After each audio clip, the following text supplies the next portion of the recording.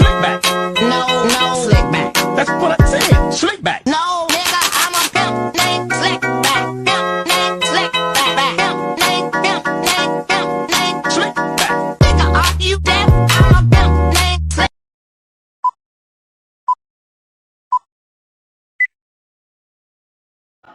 Mengapa perempuan cenderung lebih dominan dalam mencapai pendidikan yang tinggi? Pendidikan tinggi sangat penting bagi perempuan karena peran seorang perempuan itu tidak hanya sekedar mengurus rumah tangga saja. Selain itu, pendidikan tinggi memberikan perempuan kemandirian dan keterampilan yang dibutuhkan untuk mengambil keputusan yang lebih baik dalam kehidupan mereka. Dengan memiliki pengetahuan dan keterampilan, perempuan dapat membuat keputusan yang lebih cerdas dan mandiri dalam kehidupan pribadi dan profesional mereka.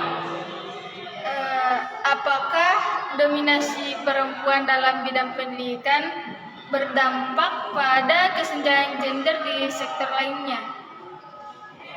Menurut sebuah penelitian, dominasi perempuan dalam bidang pendidikan dapat mempengaruhi kesenjangan gender di sekolah lainnya. Pendidikan yang lebih tinggi dapat membuka peluang kerja yang lebih baik dan penghasilannya yang lebih tinggi dapat membantu mengurangi kesenjangan gender di sektor ekonomi. Namun penelitian ini menunjukkan bahwa kesenjangan gender masih ada di sektor lain seperti kesehatan dan politik, meskipun perempuan mendominasi di bidang pendidikan. A few moments later. Dominasi kaum perempuan di pembelajaran bidang pendidikan adalah fenomena yang menunjukkan bahwa perempuan memiliki akses, partisipasi, prestasi, dan kualitas yang lebih tinggi daripada laki-laki dalam bidang pendidikan. Dominasi ini dapat dilihat dari beberapa aspek seperti angka partisipasi sekolah, angka kelulusan dan kelanjutan sekolah, dan pilihan program studi. Misalnya, perempuan mendominasi program studi pendidikan, kesehatan, hukum, ekonomi, dan sastra. Sedangkan laki-laki mendominasi program studi teknik, pertanian, matematika, dan fisika. Beberapa faktor yang dapat menjelaskan dominasi perempuan di bidang pendidikan adalah peran perempuan dalam keluarga dan masyarakat. Perempuan memiliki peran yang sangat penting dalam keluarga dan masyarakat seperti mengurus rumah tangga, mendidik anak-anak, dan berpartisipasi dalam pembangunan. Oleh karena itu, perempuan membutuhkan pendidikan yang dapat meningkatkan pengetahuan, keterampilan, dan kemandirian mereka dalam menjalankan peran dan fungsi mereka. Yang kedua, kebijakan pemerintah yang mendukung kesetaraan gender dalam pendidikan. Dan yang ketiga, kesadaran akan pentingnya pendidikan bagi perempuan. Meskipun perempuan telah mendominasi bidang pendidikan, masih ada beberapa tantangan yang harus dihadapi seperti stereotip dan diskriminasi gender. Yang kedua, kesenjangan pendidikan antara daerah, perkotaan, dan pedesaan. Perempuan yang tinggal di daerah pedesaan masih mengalami kesulitan untuk mendapatkan akses pendidikan yang berkualitas karena faktor geografis, ekonomi, sosial, dan budaya. Misalnya, jarak yang jauh antara rumah dan sekolah, atau biaya mahal, kurangnya fasilitas dan sarana pendidikan, dan adat istiadat yang menghalangi perempuan untuk bersekolah, dan juga pernikahan usia dini.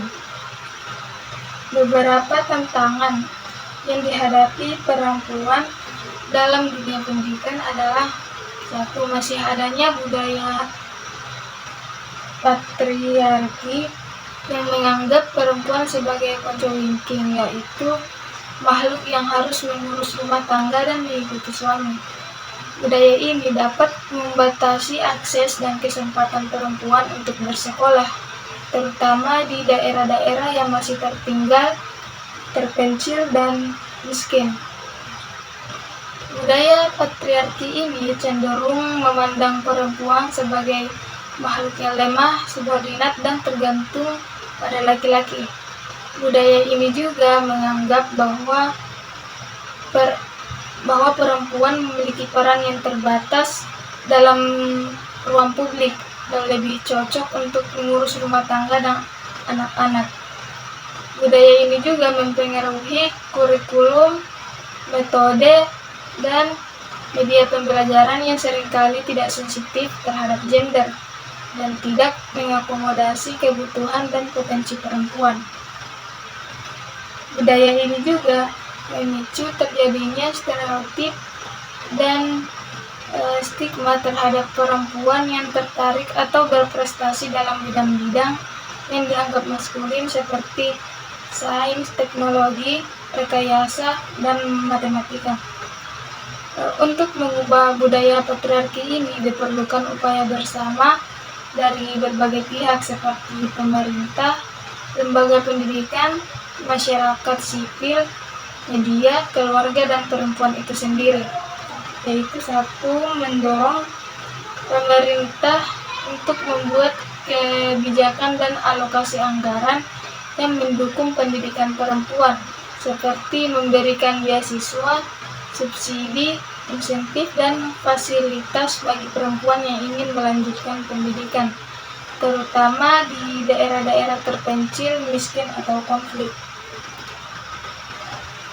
Yang kedua, mendorong media untuk memberikan informasi dan inspirasi tentang perempuan-perempuan yang berhasil dan berprestasi dalam berbagai bidang, serta mengkritisi dan menghapus citra perempuan yang negatif, stereotip, atau diskriminatif dalam tayangan media. Dan yang ketiga, mendorong keluarga untuk memberikan dukungan dan motivasi bagi perempuan untuk mengejar pendidikan dan karir sesuai dengan minat dan bakat mereka, serta menghapus anggapan bahwa perempuan hanya cocok untuk mengurus rumah tangga dan anak-anak.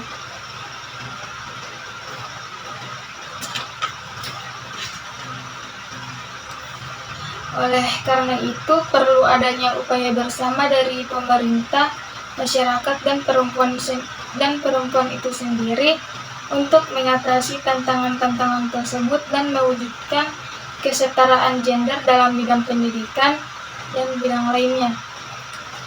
Kesetaraan gender dalam pendidikan juga berkaitan dengan pilihan jurusan yang sesuai dengan minat dan bakat siswa, tanpa dibatasi oleh stereotip gender. Namun, masih ada ketimpangan gender dalam hal pilihan jurusan, terutama di tingkat pendidikan menengah kejuruan dan perguruan tinggi. Siswa perempuan masih mendominasi program studi bisnis dan manajemen, seni, dan kerajinan. Sebaliknya, laki-laki lebih mendominasi program studi teknik. Kesetaraan gender bukan berarti mempertentangkan antara laki-laki dan perempuan, melainkan upaya membangun relasi dan kesempatan yang sama antara laki-laki dan perempuan. Setiap manusia dilahirkan dengan hak yang sama, baik laki-laki maupun perempuan. Oleh karena itu, seharusnya mereka memiliki akses yang sama dalam hal memperoleh pekerjaan, pendidikan, mengambil keputusan, bergabung dalam politik, dan lain sebagainya. Akan tetapi terjadi ketimpangan gender akibat dari masih kentalnya pandangan dalam budaya masyarakat terhadap laki-laki dan perempuan.